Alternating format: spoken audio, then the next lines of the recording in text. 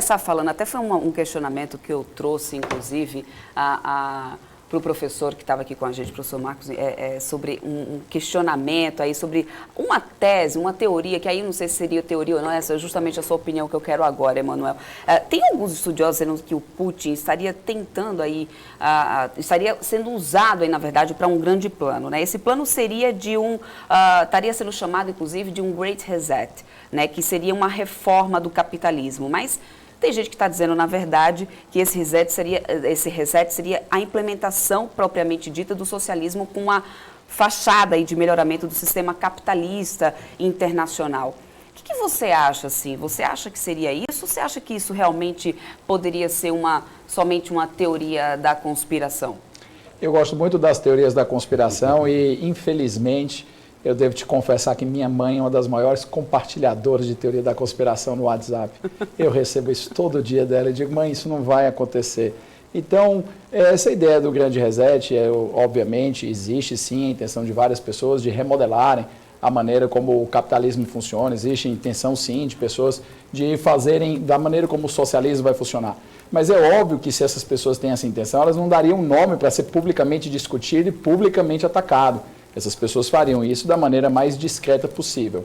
O que me parece, Débora, de verdade, que está escapando a atenção de grande parte da mídia brasileira, as totalidades da mídia brasileira, eu não vi isso em lugar nenhum na mídia brasileira. Então o BMC vai ser aqui em primeiro lugar que a gente vai apresentar isso, que é uma teoria que já está circulando bastante fortemente na mídia americana, na mídia principal. Não estou falando daqueles veículos malucos que eles imaginam coisas que não existem. Estou falando de veículos sérios, respeitados, com milhões e milhões e milhões de visualizações de TV americana. O que acontece aí?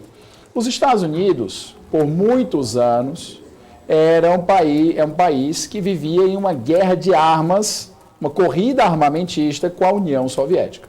Essa corrida armamentista na União Soviética não deixava ninguém rico lá, porque era tudo estatal, mas deixava muitas empresas ricas nos Estados Unidos, o chamado complexo militar industrial, que financiava a campanha de vários políticos. Nos Estados Unidos, as empresas podem fazer as doações e os particulares também as doações e assim vai. Então, esse complexo militar industrial americano, quando acabou a Guerra Fria, houve diminuição do ritmo de crescimento.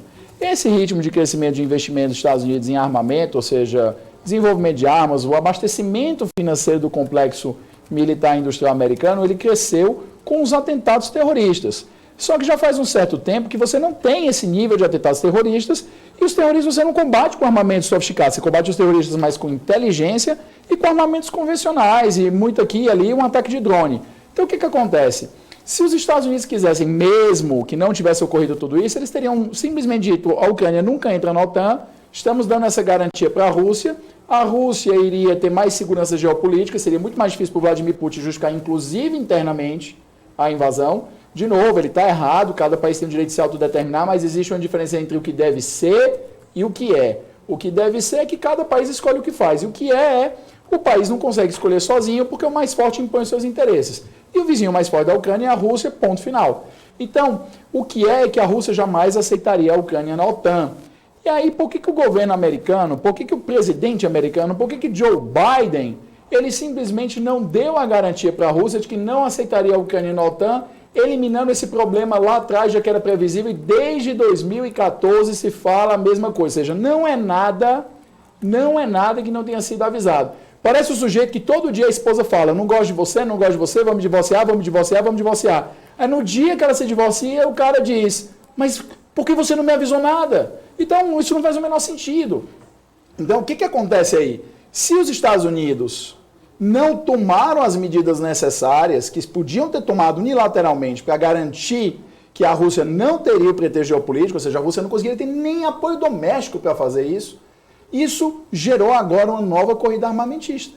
Porque o Putin, no momento que ele fala que pode recorrer ao arsenal nuclear, por mais que isso seja, até o presente momento, um blefe para ele melhorar a posição negocial dele, isso é muito claro, isso faz com que os outros países tenham medo. A Alemanha já aumentou em 100 bilhões de euros, veja aí, 600 bilhões de reais. É praticamente metade do orçamento da União, certo? Que é o maior orçamento do Brasil. Então, só a Alemanha vai gastar 100 bilhões de euros esse ano a mais, nesse orçamento novo, a mais, e no outro ano sabe-se lá mais quanto. Os Estados Unidos vão aumentar fortemente seu gasto militar, porque eles vão precisar justificar a necessidade de se proteger do míssil hipersônico soviético, russo, porque ninguém tem defesa contra esse míssil hipersônico. A China vai continuar investindo fortemente em armas, a Europa vai aplicar mais dinheiro em armas, países asiáticos vão aplicar mais dinheiro em armas. Breve nós vamos ver o Japão abandonando a sua política de não investir em armamentos, se reequipando e se remilitarizando, porque o Japão vai dizer que vai precisar se proteger das ameaças da China lá no mar do Japão, disputa por algumas ilhazinhas, e isso gera uma nova corrida armamentista. Quem ganha mais dinheiro com a corrida armamentista? Complexo industrial militar norte-americano.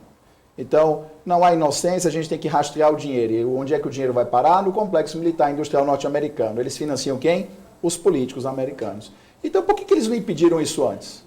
A gente tem que parar de ficar pensando em mimimi. Mimimi não resolve o negócio. O que resolve o negócio é o seguinte, dinheiro. O que é que está movendo as pessoas? Você se move por algumas coisas. Você se move por dinheiro, você se move por valor, você se move por amor, você se move por emoções. Então, a Rússia se moveu inicialmente por uma questão majoritariamente uma preocupação de segurança geopolítica, secundariamente por uma questão de manter a sua área de influência ali na região, considerando que a Ucrânia sempre foi ali uma órbita da Rússia, tá? E o lado americano, qual é o interesse deles? Poxa, o interesse deles é ter pedido a guerra, não é? Qualquer pessoa pensa nisso. Qualquer pessoa que pensa que o interesse deles é ter impedido a invasão da Ucrânia. Então por que os Estados Unidos vêm agora dizer nós temos que defender a Ucrânia democrática, blá, blá, blá, blá, blá, blá, blá. Se a Ucrânia há décadas vem sendo acusada de ter governos corruptos. Então vamos verificar quem financia os políticos americanos, para verificar se não há interesse por trás, para que eles não tenham tomado medidas que eram óbvias e evidentes. Não dá para imaginar que os políticos americanos são burros, idiotas e incapazes de prever uma situação como essa que é claríssima.